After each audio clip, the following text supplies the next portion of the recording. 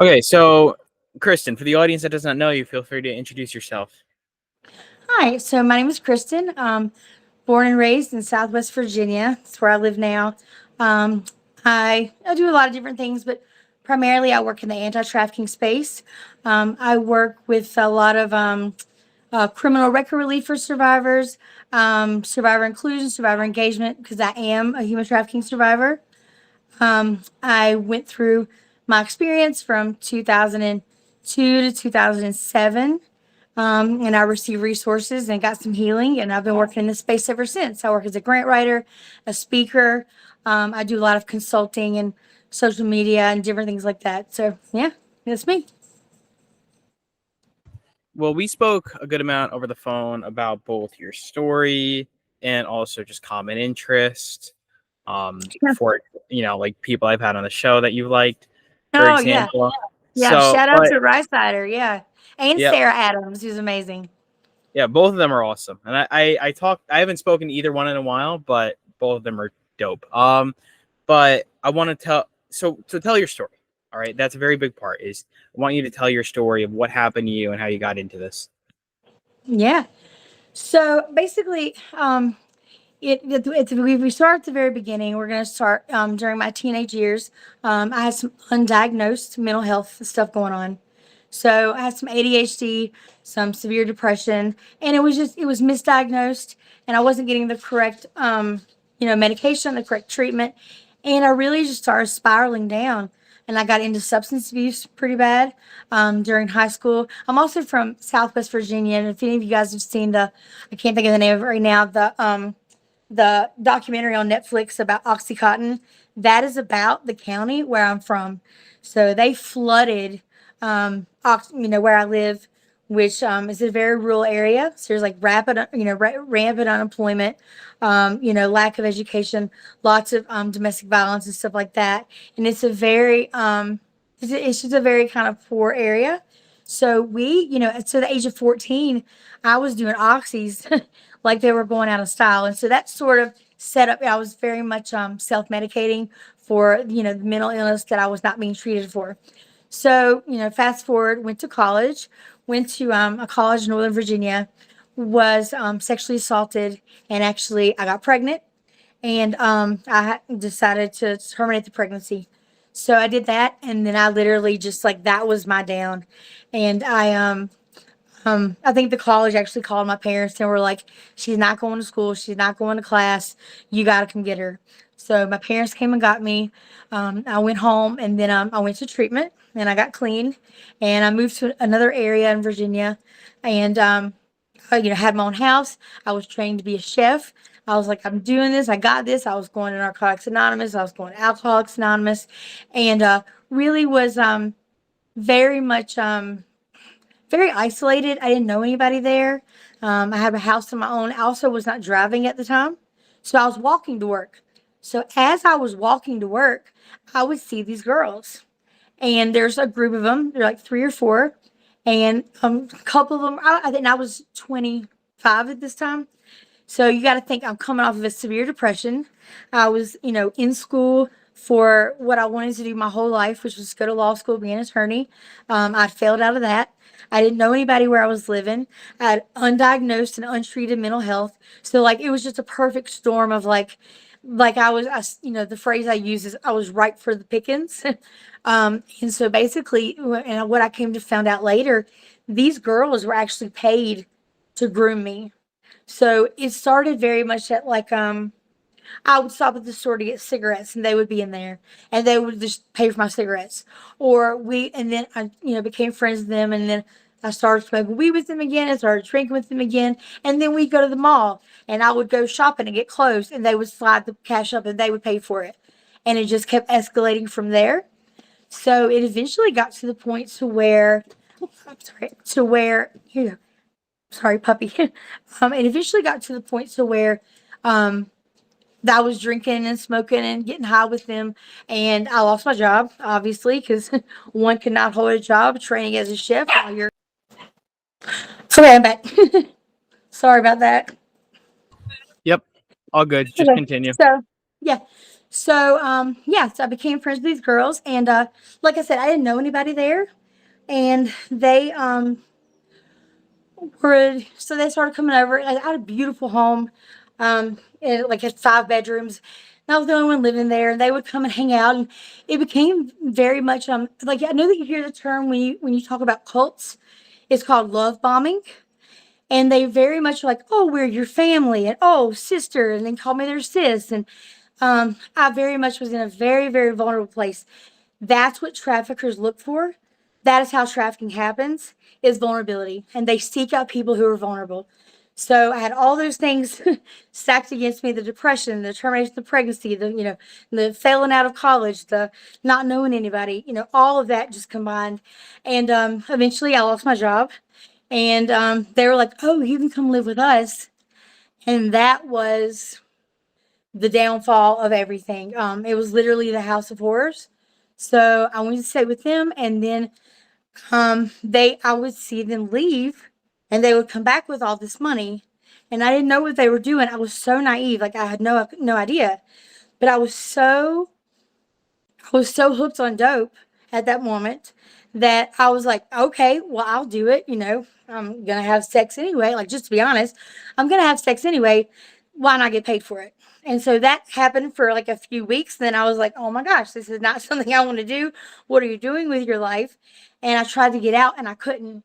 And they ended up actually, the guys that were at that house ended up locking me in a basement with 2 other girls. And we ended up, the only time that we were let out, we weren't allowed to use the phone. We weren't allowed to go to the store. We couldn't go. We couldn't even come out of the basement. It had a padlock on the outside. We couldn't even come out of the basement unless it was to work. So that was really what happened. And so eventually, I met someone that knew my parents, and because the place where I was at was about 2 hours away from where I live. And I met somebody that knew my parents, and they told my parents where I was. And my dad came with some baseball bats and was like, and my cousin and my brother, and they were like, hey, we need Kristin. You're going to give us Kristin. And they were so afraid of, like, I guess, the heat that my parents would bring to that house, that they were like, okay, Kristin, you got to go. And that's how I got out. And I went directly to a place in Nashville. It's called Thistle Farms. It is a program specifically for women with a history of trafficking and substance abuse. And it's a 2-year residential program. And I got some healing. And I graduated that program in 2009. And ever since then, I've been fighting trafficking. I've done it as a grant writer, a speaker, a consultant. Most currently now what I'm working on is like cyber investigations, using OSINT, using a lot of like the dark web cyber stuff to find missing girls and children, and just to really supplement some things that law enforcement jurisdictionally and legally can't do, but we as private citizens can do. And so that's what I've been working on a lot lately. And we're actually getting ready to develop. We've already developed. We're getting ready to drop an app that's specifically for survivors and victims. So yeah, just a lot of stuff going on, a lot of stuff happening. Well, when it comes to the online stuff, like, I feel like people kind of explain it really poorly because they make it sound like way cooler than it actually is. And No, part of about it is, yeah. yeah, but like, what does that look like? Like, who are you finding exactly? Are you? Oh, okay. So since August, so basically in August, someone from I'm just going to be in very general terms. Someone from an attorney general's office in Southern America called me and was like, hey, we're looking for this girl. She was 16. She was an African American, and law enforcement was not taking it seriously. They looked at her like a runaway, but her family was like, it's 100% not a runaway. So they were like, we know that you know people that know how to do this. And let me just back up and say, like, my OSINT skills are basic. Like, I have friends that are like probably the top 3 in the world in this stuff, and I will give them all the credit. I'm still very much learning, but I'm really good at assembling a team. So we assembled a team. We had a Signal group. We had a WhatsApp group, and we have found three. We have found 4 girls since August, um, all from the same state in the very southern part of America, and that law enforcement could not or would not find. I do know that their hands are tied with a lot of stuff they can and can't do. So I'm not like downing law enforcement anyway. And I also know that they're like their capacity and their manpower is just not what it needs to be for this particular problem. And so, yeah, we just, so, okay. So for example, so one of the workshops that I do in training is I walk people through a case study of exactly what we did. And it basically, like one of the girls, we were able to geofence her phone, and we found her phone, interacting with another phone at like 2:48 a.m. And then so we're like, okay, like in her backyard. We saw that, and then we followed it, and then we found traffic cams, and then we found that she went to a strip club with this other phone, and we geofenced those phones, and then we found some traffic cams there, and we found where she had been taken from, and so that's what one that we were looking for. There's another, like a lot of it revolves around. Yeah, it does sound way more exciting than it is. It really involves, oh my gosh, it really involves like hours and hours and hours at 3 and 4 and 5 a.m.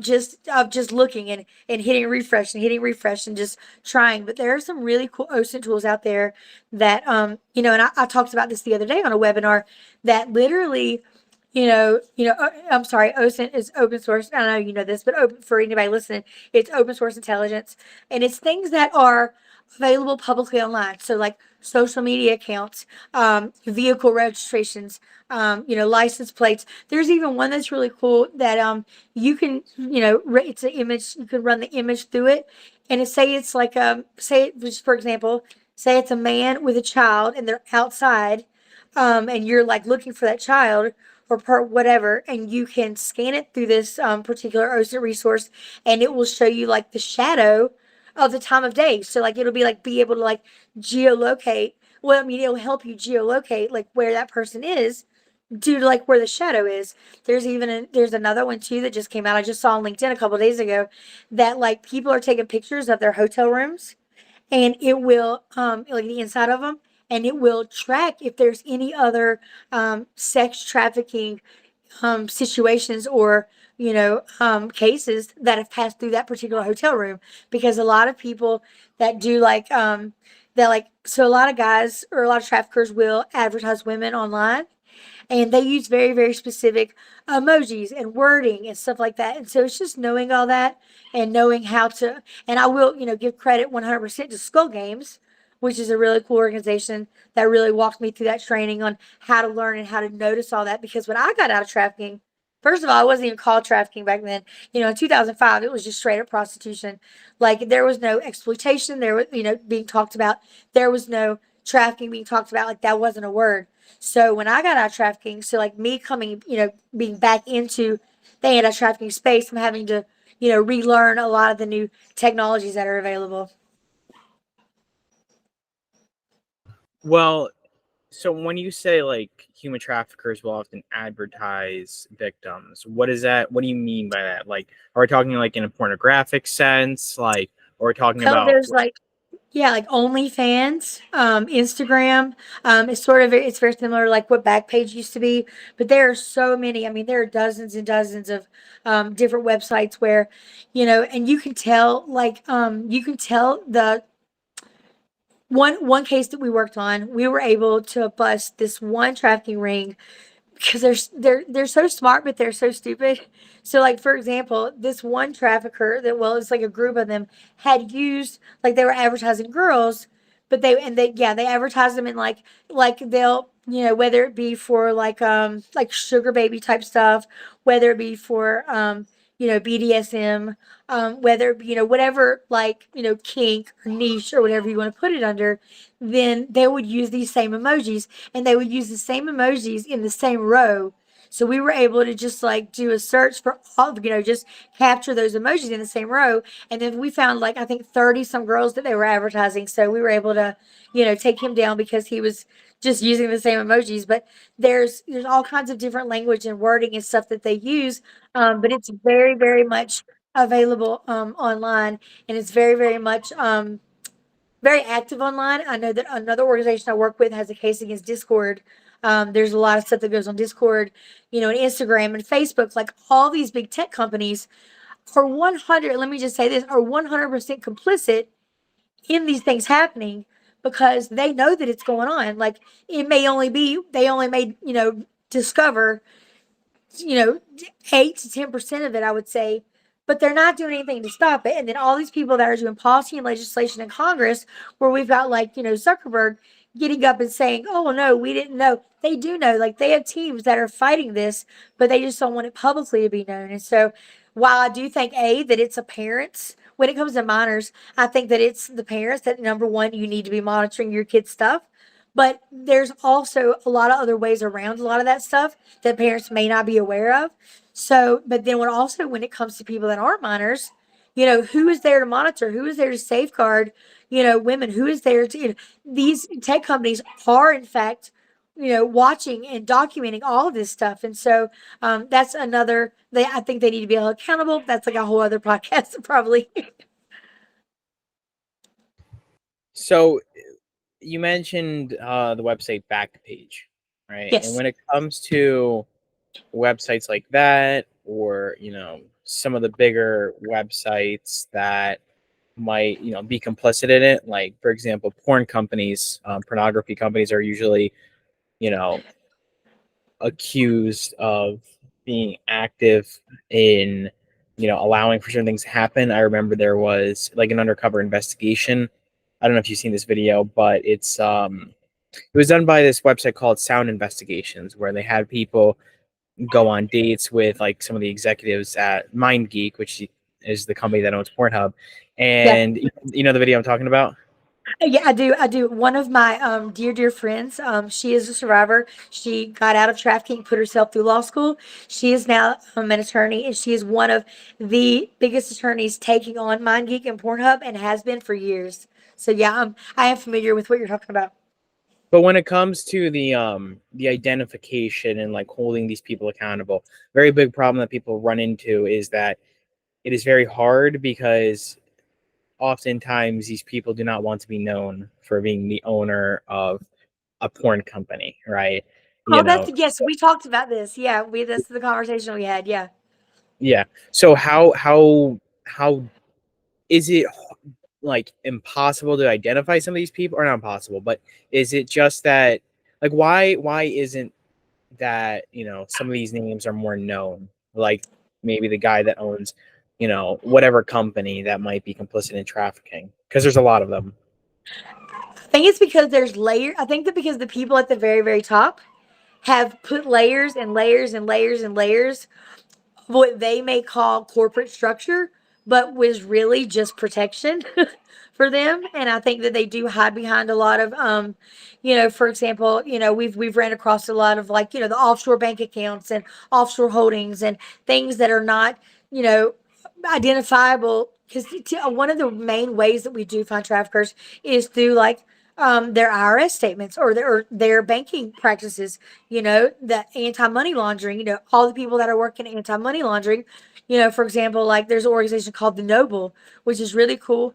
And they fight human crime through, these are like like PayPal executive and, Citibank and stuff like that. And they can look at transactions and be like, whoa, no, this is trafficking. So I think a lot of it is, I think they have really, really good attorneys, and I think that they're just they have built just a wall of protection around them. What about some of the more minor like individuals, like for example the owner of Backpage, right? Like I don't think that he was known until he got arrested, on trafficking charges, and his website got seized. So what about somebody like him? Why not, why not identify him, for example? Well, I think particularly with Backpage because when Backpage started, I think I got out in 2005. Yeah. No, I got out in 2005. And maybe 2 months before I got out, girl, other survivor, other victims that I was friends with had just started posting on Backpage. I think it was going on a little bit before that, but that's when we sort of knew about it. So I think that when Backpage was going on, I don't think anybody knew. I don't think nobody was looking for it. Nobody was trying to find trafficking survivors. They were just like, oh, it's just all prostitution. You put yourself there. Like nobody was looking at it as exploitation. Nobody was looking at it as, we need to help these women like they're stuck in a situation they can't get out of. Nobody was looking at it like that. So I think he skated a long ways on that. But, to your point, like I think that a lot of these people fly under the radar, and I think that they have so many different, their hands in so many different pots that there's like it's either, and a lot of it is they'll register in foreign countries, a lot of it is or they'll register offshore, they'll register under different names, they'll register like, and it's just like tracking them down. That's like the hardest part. But like once you find, it's like what is like Hydra, like once you cut off the head of Hydra, like five other heads pop up, and it's just a constant battle that we're, you know, every trafficker or every, okay, so one of the terms we use is stable. So for every stable, which obviously is like a horse stable, which women are kept, because that's what travelers call it. So we use a lot of their vernacular. For every stable we find, there's 10 more. For every person that we find, for every trafficker that we find, there's 10 or 20 more that then it's like a network, and then they can lead us to somebody else and they can lead us to somebody else. I also think that money, obviously, and dope and drugs play a huge part into it. So if you've got an organization or a company and you are, you know, own something to where women are advertised, there's somebody doing your bidding. There's somebody that is going to take the hit for you.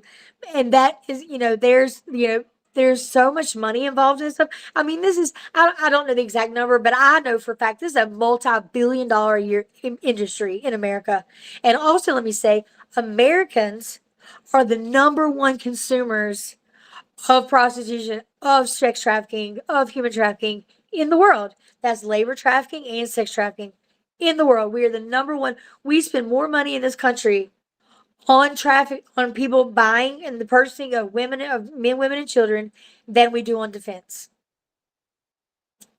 So it's a staggering number. And when you get into that high level of numbers of money, anything is possible. Well, with I mean, again, with like some of these really big individuals, like the guy that owns MindGeek or did, I think the company got sold. Or then you get the guy that owns X videos or OnlyFans or like whatever website you can imagine. So if again, like a major thing that people run into is like even when they're trying to sue some of these people, it's like or even when people do know who it is, it's like there's two photos of the guy on the internet. Yeah. Right. And they're like super duper duper duper super super secretive. They try to avoid lawsuits at all costs. They're, and I've, I've thought about this where it's like, why would you spend like so much time trying to avoid? It's like it's also similar to David Miscavige, who is the head of Yeah. science. Yeah. Yeah. Yeah. Absolutely. I spoke to you about him and the fact that he dodged the summons 27 different times, and Yeah. anytime his guards were offered like the papers to give to him, they like refused. They're like, oh, we can't, or we don't, just no, they would always Yeah. refuse. And it's so absurd that even the judges on the case were like, this is insane, like we've never seen something like this where Right. somebody Right. dodging a case 27 different times, and now that he's being forced to do it, I think he's asking for a delay in the trial, Of right? course. So it's like so unbelievable, and it gets so ridiculous to a point where, from your perspective, and I don't know if you've like seen any of this firsthand, like, but what is this, like, how does this even happen, right? And how do you manage something like that? I think it goes back to money. It's money. It's money, money, money. And and this is the way that we move past this and the way that we can solve this is through policy and legislation. So there's policy and legislation that we could enact, that we are enacting, that we're trying to enact. But the bills need to be written better so that these, the people that are, like the exploit, like the buying and selling of humans, like, can you, like, it's hard to even wrap your head around, like, that one human can do that to another. And anyone that is complicit in that is 100% guilty of, trafficking, solicitation, assault, rape, extortion, all of that. And guarantee you, there's also, like, if they're buying and selling, women, men, and kids, children, they're also, there's going to be some dope involved. So I think these could be a lot of RICO cases, like that they used to do for like the gangs and stuff. And so, like, or I'm sorry, like mob, like, they used to do other RICO cases when you could prove, like, there's a crime being committed, people are benefiting off of it, and there's a certain amount of money, you can do a RICO case, which makes it a federal case. So I think that federal policies, so there are a lot of really, really good state laws and legislations and regulations and policies, but they're all very state specific. So what we can do in Virginia is not what we can do in Kansas. So there needs to be some federal laws. And there are a few, but there's not many. And this is what really upsets me, George, is like there's so much money being thrown at this problem. There's so much money that's been thrown at this problem. I'm talking like $1 billion, hundreds of millions. I don't know the figure for like the last 30 years, and we are only seeing an increase in trafficking. So where is the gap? Where does that have to stop? So we need to look at a couple different things. So one of the things is there's two different models, and we talked about this. There's one is called the in demand model, which basically is like if we end the demand, then the supply will go away. But this is the thing, when the in demand model goes after arresting, the John, so to speak, and all the buyers of sex and it doesn't really go after traffickers. It just goes after those like using those services. But what happens is like say there's like a place, on my street, and they know that there's women going in and out of there, and men going in and out of there, and they're, prostitution or whatever. Well, if they raid that house, they're also going to arrest the women because law enforcement doesn't have enough training to know that those are victims and to know that those people need to be protected. So everyone gets arrested. So, and I know I kind of went off on a tangent here, but it's like there needs to be like federal oversight. There needs to be federal laws. There needs to be federal training for law enforcement, for our politicians, for our government to be able to look at this as a comprehensive problem and not just let's just throw money at it and see if we can fix it because it's not working. Well, there was a joke I heard. It was on another podcast where, you know, technically, it's been a the joke is it's been a massive success because when you spend money on something, you tend to get more of it. All right. Yeah, yeah, oh yeah, So you're right. It has been a massive success. Yeah, yeah, because because when you spend money, yeah, when you put money into something, you're supposed to get more of it. So from well, that yeah, perspective, you're right. You're it's the absolutely same thing right. with the I'm going whole. to use It's that. the, it's the same thing with the homelessness crisis. It's the same thing with Thank you. Yeah, with defense. With we spend all this money to prevent yeah. wars, and we get into more wars. When you spend money on something, you tend to get a lot more of it. Well, So I'll tell you what the problem for that. We could solve this whole thing right now. So we could solve all those problems right now. This is how we solve it. So there is a woman, and she has an organization. I think I can't think of the name of it right now. I'm sorry. She's in Australia. She has a quote, and it says, "The people closest to the problem are the people closest to the solution." So because we don't have survivor leaders in power, because we don't have homeless people who were formerly homeless or unhoused in power, because we don't have people that are soldiers or were soldiers in power, that is why we have the people that are in power that are choosing these budgets and choosing who gets the money and the funding are people that are so far removed from the problem that when I go to Congress or when I go to General Assembly and I speak, they literally have said to me, "Well, what do you mean by trafficking?" Like they're so far removed from the problem that they have no frame of reference for it. And so until they're willing to listen to us, until they're willing to listen to sexual assault victims, domestic violence victims, people who are formerly unhoused, soldiers, until they're willing to listen to us, they're just going to just keep throwing good money after bad. well, again, I mean, you spend more money on something, you get more of it. So Yeah. but also too, I will say that it's very interesting that the people that ask for more money, to solve a problem often never get it done. Right. So Well, you've got organizations in America that are getting hundreds of millions of dollars a year. I'm not going to call them out here, but anybody who follows me on LinkedIn, you should do that. But there are organizations that have all this money and get all this money, and nobody can show us what they're doing. When you look up like their 990s, which for anybody who doesn't know, if you're a nonprofit, you have to file a form. It's sort of like if I'm an individual, I have to file a 1040. So if you're a nonprofit, you have to file a 990 that shows what your board get, if your board gets paid, what your executive directors get paid. Like I'm frequently in people's 990s. And if you're looking at organizations that have like $200,000 for traveling and $20,000 for operating costs, like that's a problem. And so, being able to, there needs to be some fiscal accountability when all this money is getting given out. And it's, do your due diligence. Like if you, trafficking, fighting trafficking is sort of like the cause du jour, so to speak. It's like, oh, I fight trafficking, and that's great, but be diligent in who you're giving your money to. If they do not have a survivor on the board, if they do not have survivors involved at all, if they're posting pictures of like, oh, we saved this survivor, if they're like a lot of organizations that swear to God that they are ready to save us from exploitation, are the very organizations that have exploited us. So, anybody that's interested in this, like, please, please, please get involved, but just do your due diligence and make sure that who you're donating to, find out where they're using that money. So, by law, if you ask them, they have to give you their 990s. But ProPublica also publishes everybody's 990s. So, you can look them up. You just need their name and you just look up their organization, and it'll show you where every dollar has been spent of the money that they were granted. Well, I mean, again, it's there's a similar situation. You know what the NRA is, right? Yes, The I do. National. So the NRA. So Kyle Rittenhouse, very famous case. I'm not going to get into the specifics of that case, but the I NRA. got it.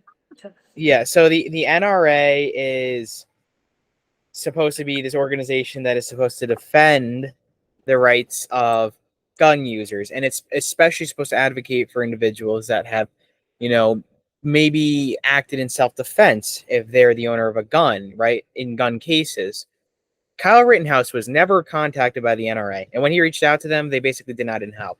And he's one of the most famous cases of somebody using self-defense for a gun. So if he's not getting help, over using a rifle, National Rifle Association using a gun to defend himself, and the organization is just like they don't care, then the question becomes, where are those funds going?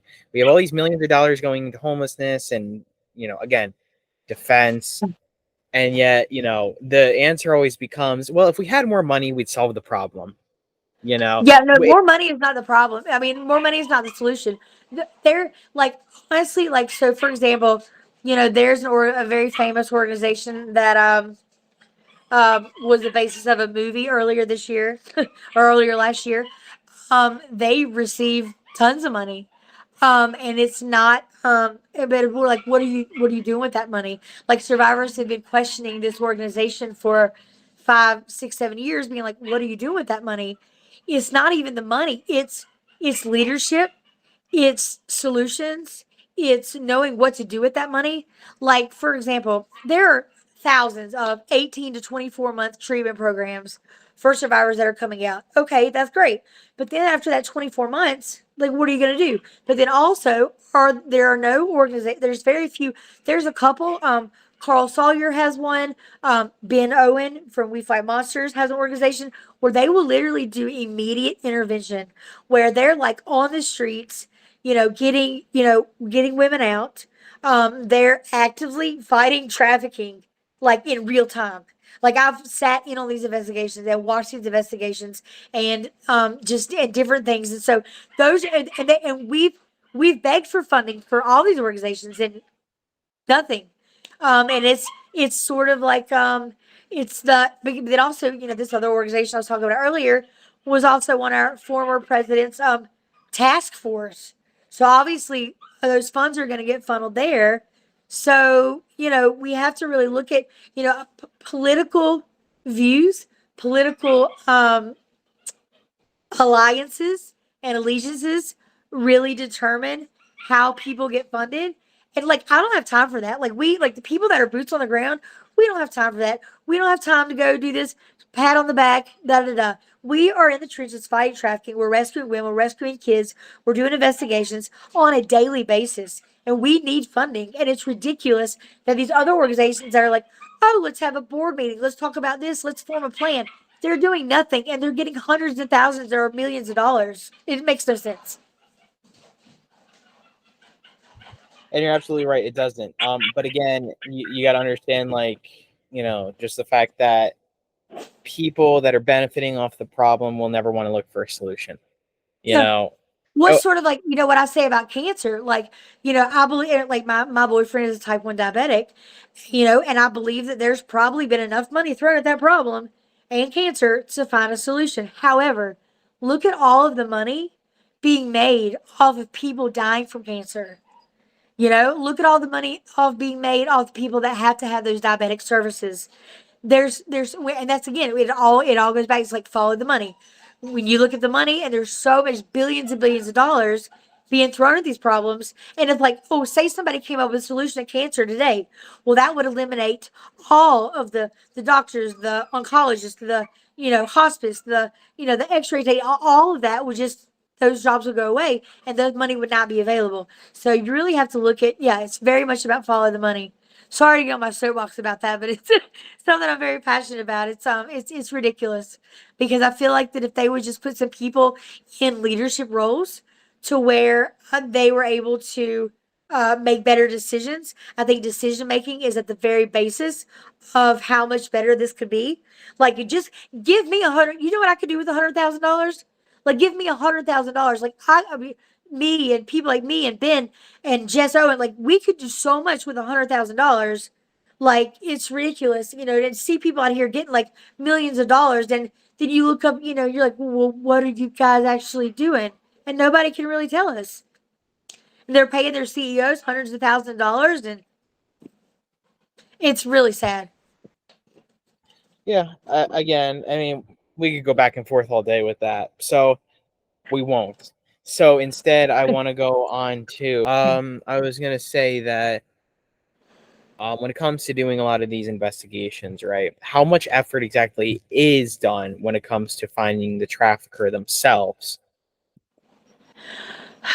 Well, so a lot of investigations really focus on, and this is my experience, and I'm sure there's people that could, there's people like, my friend Larry Cameron and Goodell Levis, oh, and Jay Heisler, who connected us, is amazing.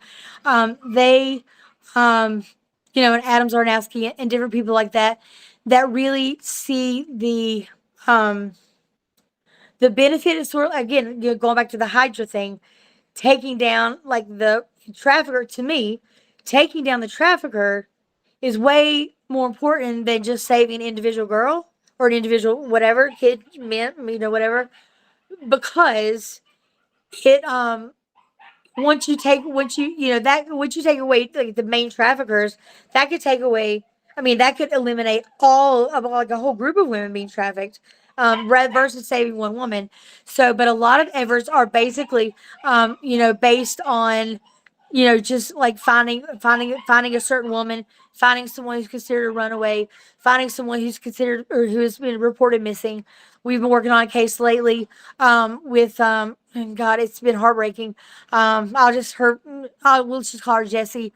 Jessie, actually, she was going through some stuff, and she ended up getting involved in drugs, and she's now using fentanyl, and she has gotten involved with this organization, and because of the investigation, I'm not going to say the name, but they are not organization, but this trafficking ring that is very prominent in the southern states, and they've got her so hooked that we've tried to get her out. We've arranged bus tickets. We've done so many things, and it's just heartbreaking because they just had their claws in her, and we don't know if we're gonna be able to get her out before she dies. We've been to 6 different cities looking for her. We've tried to get her out. We had her in treatment. They got her out of treatment.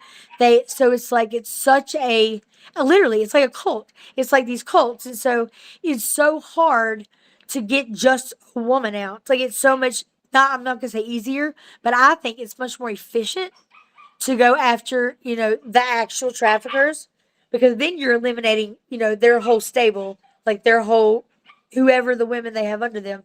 But I don't think there's enough work being done on the actual traffickers. I do know that organizations like MVP, Traverse Project, and different, places like that, Sentinel Foundation are actually going after the traffickers. That yes, are they saving the victims as well? Yes, but they're mainly going after the traffickers because they see the value in that. So I don't think at all there's enough work being done on like just cutting the head off that snake.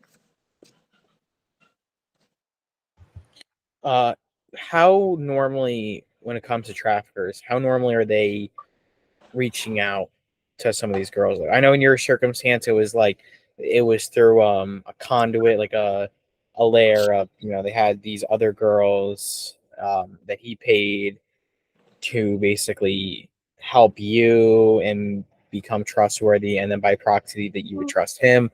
Right. But how do we how would you identify it? Like, because there's, I always say this, which is that first person to discover water was not a fish. When you're in something, it's very hard to see Right. it.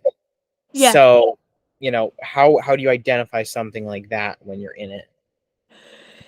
Well, when you're in it, gosh, it's hard. So one of my and like after those girls, after that whole situation, mine became very much of like what they call like a romance groomer. So there was a guy that I was like dating or whatever, and he was all for this, and he was basically my pimp. And it's so like to say it out loud now sounds so sick to think that somebody that said they loved me, that somebody said they were my boyfriend, but would actually pimp me out to other men. It sounds disgusting. But when you're in it, it's the dope, it's the brainwashing, it's the the lack of resources, it's the yeah, I mean it's the culture that you're in. So to be able to identify something like that is really, really hard.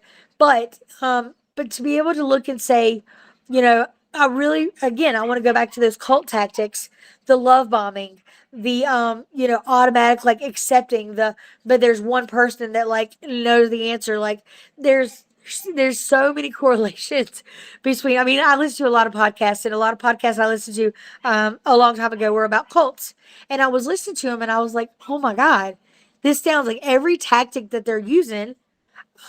Is there's one that's really good one. It's just called Cult Podcast, and there's and everything that that Armando and is one of the hosts, and he would always say like this is very much it's hard like when you're in it's sort of like in the rain, like when you're standing in the rain and it's raining, you don't see the sunshine that's coming after the rain. All you see is that rain. So I would be, just, caution people to be very leery of people that automatically take an interest in you. People like a really severe interest in you. People that are automatically offering you money. People that are automatically like, and it doesn't even have to be a man. Like if you're a woman, it doesn't even have to be a man. It could be a group of women. It could be a group of guys. Like you're just, oh, we're just hanging out. We're friends. And then they're like, oh, well, let's do this one thing and then do this other thing because by the time that you realize what's going on, you're too far in it to just leave like that. And that was my problem. Once I realized what was going on, I was so caught up. I couldn't even leave, even if I wanted to. So it's very scary. And also there's so the definition, just for anybody that doesn't know, the actual definition of trafficking. Well, there's the Palermo definition, but there's also in America it's force, fraud, or coercion. So anything that it's there's a lot of violence involved. There's a lot of it's very similar also to like what domestic violence victims talked about. Talk about intimate partner violence. People because for example, was I at that house that there were times when those guys weren't there that I could have left. Yeah. Was I terrified to do so? Absolutely. Like I was terrified of those guys. And this is the thing too. Even after I got out, so in the state of Virginia, you have 2 years to prosecute your traffickers. It took me 2 years to be able to even form a sentence. Like I was so terrified of those guys because there was a lot of violence involved, guns, getting beat up. I mean, it was bad. It was really bad. And so those are some other laws that need to be changed is because it takes us 2 years to even like find out and like figure out like what was going on and like get our heads back together. So, to be able to like identify that and see, and also too, a lot of victims are not going to self identify as trafficking victims right off the bat. very much for a long time, I very much thought that, like, oh, I put myself in this situation. Oh, if I wasn't doing drugs, I wouldn't be here. Or, oh, I'm doing this because I wanted to. I have an amazing family that all that I had to do was make one phone call and they would have come and got me. But I felt so much shame and so much guilt over everything that I'd done. Being a 25-year-old girl that just failed out of law school, telling your dad that you just got arrested for prostitution is literally the hardest thing on the planet to do.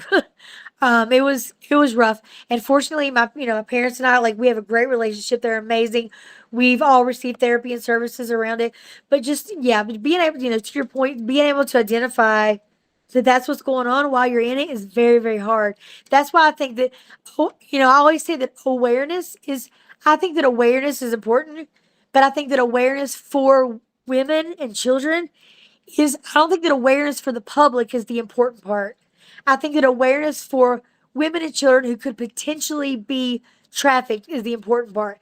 To know the signs and know what it's like and know what to look for and know that, hey, this is not a safe relationship. Hey, this is not something I want to be in. Hey, this is going to be very detrimental to me. Like, to be able to see those signs, and that's the awareness piece that I think is important. Do you have any advice for young people in general, considering that you've lived kind of a unique life in just everything that you went through between your drug abuse and you becoming a victim of something so terrible at such a young age? Yeah, so there's an organization, excuse me, I'm sorry, I'm just getting over being sick, so I'm just getting my voice back. There's an organization in Nashville that I went to, and the founder of it said that the way that she noticed that there needed to be an organization was she's a chaplain, and she would notice a lot of girls at a really, predominant college there that were like accepting money for being sort of like sugar babies or whatever, like, or they had sugar daddies, like, to help pay for their college. And it was like when she would approach them and talk to them, they didn't even realize like they didn't even realize they were being exploited. They just thought that they were just trading something for something. So I guess my number one thing is, like, your body and yourself and sex and your intimacy is, there's no value on that. There is no dollar amount that can pay for that.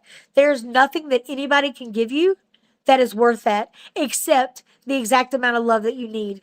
So if somebody, if there's a lot of people, I mean, I know that we are in a situation right now in America where there's a lot of economic disparagements and there's a lot of economic hardships. And I do think that that's where people prey on people, is through those vulnerabilities. So whether it be through mental health, whether it be through economic, immobility, whether it be through, just like they've, been through past abuse and past experiences, whatever that is, just be aware. Be aware there are predators out there, and, like, not to scare people, but to scare people. There, from every person that's listening to us right now, within 4 or 5 blocks of your house, there's somebody that is either paid for sex or that is being trafficked. Like, it is that prevalent. It is in your backyard. It's happening in your state. It's happening in your county. It's happening at your, at your college, definitely. High school, potentially. I don't know.